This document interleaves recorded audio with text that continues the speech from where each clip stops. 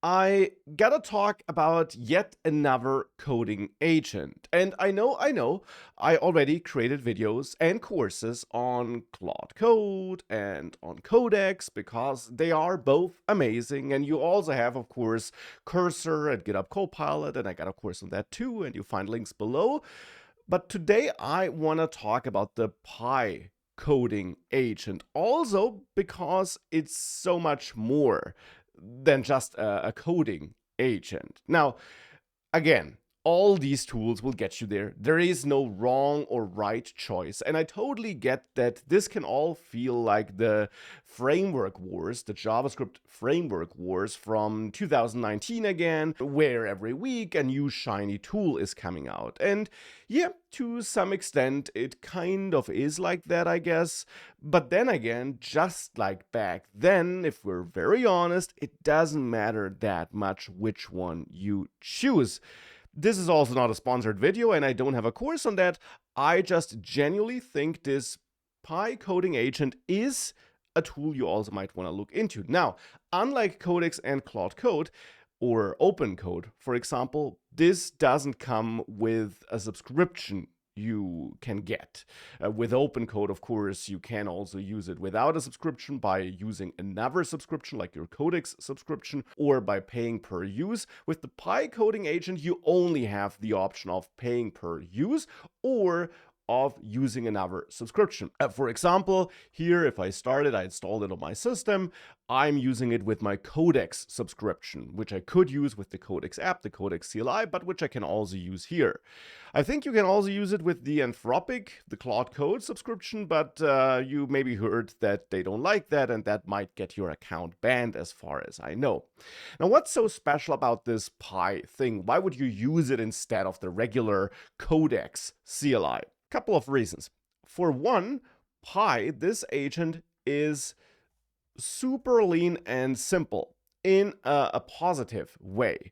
It has a very minimal system prompt, and it only comes with a few tools. Essentially, as far as I know, if that hasn't changed, it only comes with read, write, edit, and a bash tool. And the bash tool, of course, is the powerful one, because if you have a bash tool, you essentially have access to everything, because you can, of course, control your entire system, your entire machine with just the bash, with just the command line in the end, because you can invoke a bunch of other tools from there. And as it turns out, and as I also covered in another video, CLIs seem to be, at least right now, the main thing you want to expose to your agents, to your coding agents, because they are really good at using CLIs even ones they haven't seen before.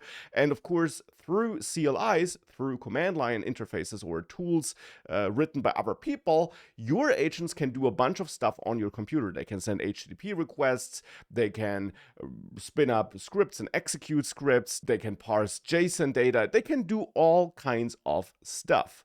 And that's kind of the philosophy of this Pi agent. Very minimal, but give it access to the most powerful tool, the bash tool, so that it can essentially do everything. And combined with a very minimal lean system prompt that's baked in, you get an agent that has a context window that's not cluttered up and that's really flexible to do whatever you want it to do, so to say. And their whole philosophy really is that instead of packing a lot of stuff in there, you get an agent that is super extensible. You can install a thing that's called extensions, so we'll get back to that. You can use agent skills. So here I'm talking about this official standard, which is kind of a standard, I guess. Certain tools implement it differently, but the core idea, of course, behind agent skills is that you have skill directories and skill MD files, and you have prompts in there or extra context, however you want to name it, and those are loaded on demand, not eagerly, but instead lazily on demand, depending on which task your agent is working on. For example, here in this running Pi session here, I have a bunch of skills loaded, some global skills I set up, where I played around with certain skills and certain skills that come in really handy, like a code research skill, for example. And if I would take a look at that, you see that's just a markdown file with a name, a description. The description is, of course, super important with those skills because that's in the end what gets an agent to actually activate a skill and to use a skill. It then loads the rest of this file only if it decides that the skill is relevant for the given task based on this name and description here. And then, well, again, that's just some extra context, just some extra prompt where, in this case, for my code research skill, I tell whichever agent is interested, like Pi, but also Codex, if it loads this skill, how to do code research, how I want it to do that. That it should use the MC Porter tool by Peter Steinberger to use other MCP servers like the DeepWiki MCP server, which is an MCP server that can be used to explore GitHub repositories and learn more about them, and some other tools it should use to do research. And that's another important thing here, talking about MCPs. The Pi agent has no support for MCP. The reason for that is that MCPs tend to really fill up your context window because there's a lot of information about the available MCP tools and resources that must be put into the context window for the AI to be aware of it. And the team or the person behind Pi doesn't want that. That's the reasoning here. It's an opinion shared by many other people like myself too. And I know there are kind of solutions like MCP search for that, but still no MCP support here. And you don't need it if you use something like this MC Porter tool. And when I say use, I mean I'm telling the AI how to invoke this MC Porter tool on the fly when it wants to actually work with the MCP, so that this is not something that needs to be installed or exposed to the context window. So you get the idea. It's really minimal and lean, and that's the entire story or the main thing of this Pi coding agent. I already mentioned it. One other great thing about this agent, though, is its extensibility, and that's not just skills. It is first and foremost, I think, extensions. And the idea behind extensions is that this Pi coding agent has first-party support for extending it, for hooking into different parts of the agent, hooking into different steps of the agentic loop, so when the agent is working, and allowing you to do all kinds of stuff and extending this agent in all kinds of ways. And you could, for example, add MCP support if you wanted to. Now, I got a bunch of extensions set up myself here. For example, I added a plan mode through an extension. You can do that. There is no plan mode built in by default, but it's so extensible that you can add one that blocks the agent from using write or edit tools if it's still in plan mode. This extension allows you to set up a shortcut that allows you to switch into that plan mode. It allows you to update the UI, the terminal UI, to show the user that you're in plan mode. You can also add extra slash commands like slash plan, which switches me in plan mode, gives me this indicator here. And now, for example, certain tools would be blocked, and I can switch out of it again. So that's the kind of stuff you can do with extensions, and there also is an kind of official extensions marketplace, because this Pi agent also has the idea of allowing you to package up your extensions or skills and share them with others. And other people like you and me, we can install those packages to, for example, install extensions built by other people. And there are things like sub-agents which you can add through a package that includes an extension for adding sub-agents, or the web access package, which is great, which gives the agent extra tools for doing web research and fetching website content efficiently. So you get the idea. It's really extensible. You get a very minimal core, and then you can extend it in any way you want, add any skills, add any extensions you want, and that is on its own already really interesting, because of course with Claude Code and with Codex and all these other tools, you get pre-built tools that are way more powerful out of the box, but also less extensible. With Pi, it's the opposite idea. You get a minimal core, and you can then convert it into anything you want. And you can do that globally, but also on a per project basis, because all these skills, all these extensions can be installed globally or per project. And that makes it so versatile. And that's why it might be worth a look. I've been using it over the past weeks. In addition to Claude Code and Codex, I'm switching all the time, also because these tools are evolving so quickly, and I really liked Pi. Now, here's the interesting thing though. You are not limited to just using Pi for coding. It is called a coding agent, and that is first and foremost what you will probably use it for and what I've been using it for. But that is not something you're limited to. So for example, I did install the web access package here and wired that up to my Gemini API key to give this Pi agent full access to web research based on the Gemini API. And therefore, I could run this agent outside of any project, outside of any coding project. And I could give my agent a task like this: do some research on the last 7 days of the Apple and Nvidia stocks, fetch their prices, and do an analysis on their 7-day performances.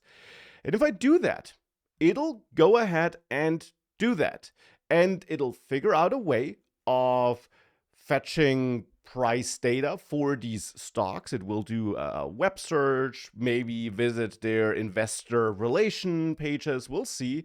And it will then also, of course, do the actual calculations, spin up a temporary script or do anything like that. We'll see what it does. For example, here it activated a web research skill I added where I give it more details on how it should conduct web research, and then it tries to do that. Now, facing a problem here because I don't have Python installed, or not the Python executable like this. It would have been Python 3, and it figured that out too.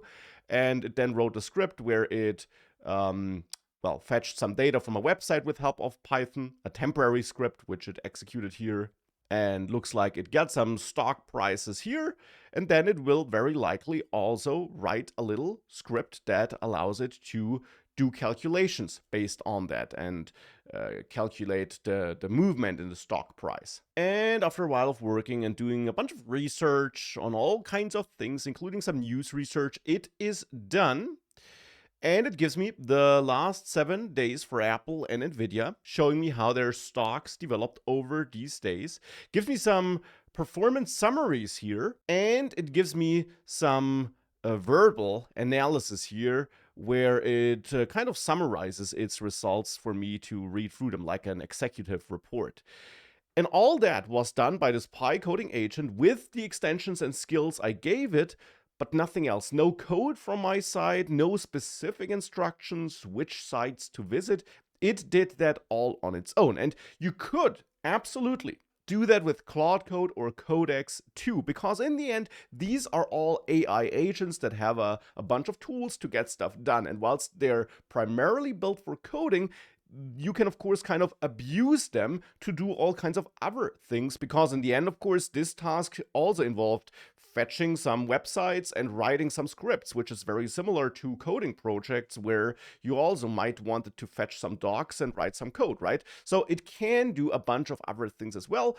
The reason why Pi, in my opinion, is a bit better for tasks like this than maybe Codex or Claude is that it has this minimal core and can be extended to be exactly the tool you want it to be, even on a per project basis if you want to. So you could have one project on your system that has a research expert, another project that has, I don't know, a stocks research expert, and a third project that has a totally different expert, an expert for analyzing your system and your hard drive utilization, or I don't know, anything like that.